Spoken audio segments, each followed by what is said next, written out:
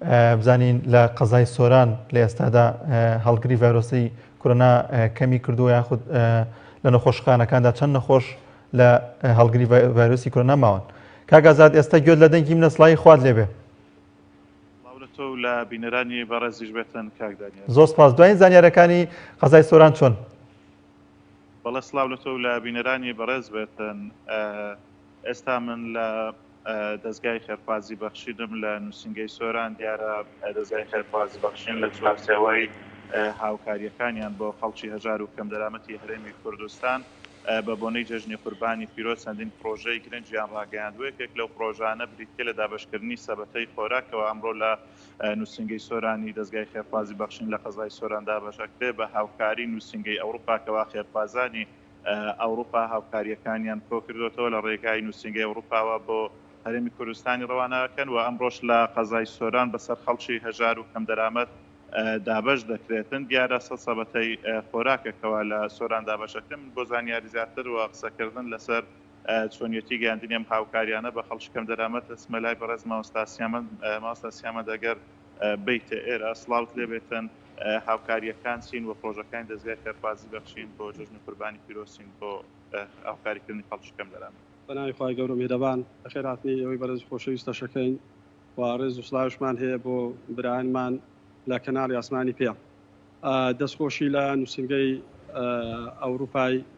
دەستگای خێرخوازی بەخشینەکەین کە زۆر دڵسۆزانە ماندووبوونیان کێشاوە کە هاوکاریەکانیان بەدەستی ئێمە گەیاندووە و ئێمەش لێرەوە بەسەر خەڵکی بێباوەک و خەڵکی هەژار خەڵکی نەدار دابەشی ئەەکەین. جیاواز لە سەبەتەی خۆراک بڵێن پرۆژەی قوربانیشە چۆنیەتی پرۆژەی قوربانی کەوا دەستگای بەخشین ڕایگەیاندووە چۆنە؟ وەڵا ئەمە دەستخۆشی لە دەستگای خێرخوازی بەخشینەکەی کە لە سەرجەم شار و شارۆچکەکان بە بەردەوام ڕۆژانە ماگانە ساڵانە پرۆژەی تایبەت و نەوعی هەیە هە لە دابشکردنی جلوبەرێک بەسەر منداڵی بێباک و منداڵی هەژار و هەم لەسەر پێدانی پارەی کەفالە و هەم دروستکردنی خان و هەم چارەسەرکردنی نەخۆش و هەمیش بە بۆنەی جەژنی قوربانی پیرۆز پرۆژەیەکی دیکەیان ڕاگەیاندووە کە ئەویش زۆر زەرورە لەبەر نەبوونی موچە لەبەر قەیرانی دارایی کە بریتە لە کڕینی ئاژەڵی قوربانی بە هاوکاری خێرومەند و خێرخواز کە هەڵستن بە زیندوکردنەوەی ئەو سونەتە پیرۆزە و نووسنگەکانی دەستگای خێرخوازی بەخشین لە سەرجەم شار و شارۆچکەکان ئامادەیان تێدایە هەم بۆ کڕینی ئاژەڵ و هەمیش بۆ کوشتنەوە و هەمیش بۆ دابشکردن ماڵ بە ماڵ بەسەر خەڵکی بێباوک و خەڵکی هەژار خەڵکی بێموچە لە سنوورەکەماندا. زۆر سپاس بۆ بەڕێز ماوەستاسیامەند. بەڵێ کاک دانیێل دیارە دەستگای خێرخوازی بەخشین بە بۆنەی جەژنی قوربانی پیرۆز سەبەتەی خۆراکی ئامادە کردووە و هەروەها لە زۆربەی نووسنگەکان لە هەرێمی کوردستان سلوبەری جەژن بەسەر منداڵی کەم دەرامەت و یەتیم دابەشەکەن و پرۆژەی قوربانیشیان هەیە کەوا لە ڕۆژانی جەژنی قوربانی پیرۆز پرۆژەکە بەڕێوە دەچێتن. جیاواز لە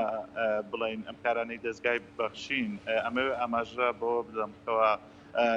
دوو ڕۆژی لە سەریەکە بەردەوام ناوچە سنووریەکانی هەرێمی کوردستان بە تایبەتی سنووری ناحیەی سیدەکان لەلایەن فڕۆکە جەنجەکانی تورکیا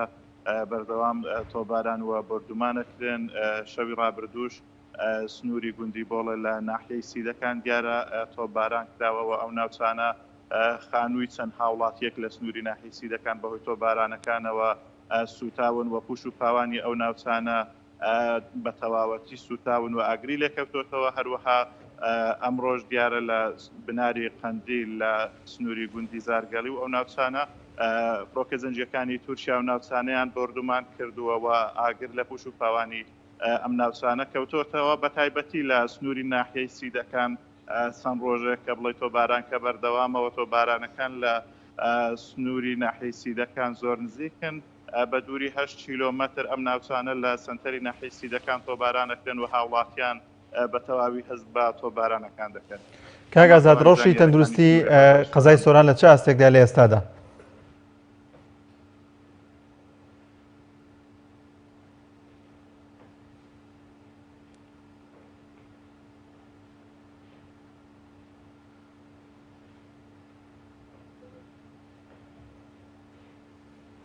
دیارە گوێ لە دەنگی ئێمە نەبوو کە گازا سپاس کە پاملێرمان ئازادۆ